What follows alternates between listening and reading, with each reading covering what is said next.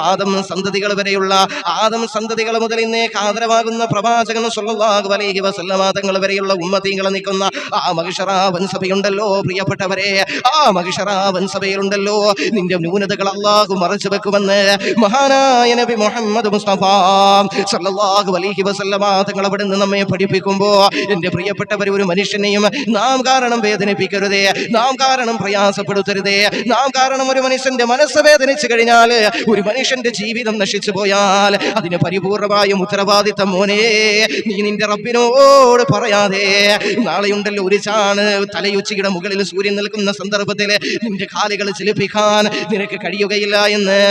മഹാനായ നബി മുഹമ്മദ് മുസ്തഫ സ്വല്ലല്ലാഹു അലൈഹി വസല്ലം അല്ലാഹു മനസ്സിലാക്കാൻ തൗഫീഖ് തരട്ടെ. അതുകൊണ്ട് നാം ആരെയും ഒരു മനുഷ്യനെയും പുച്ഛത്തോടെ നിസാരതയോടെ കാണരുത്. അത് ഏറ്റവും വലിയ പാപമാണെന്ന് മനസ്സിലാക്കുക. അല്ലാഹു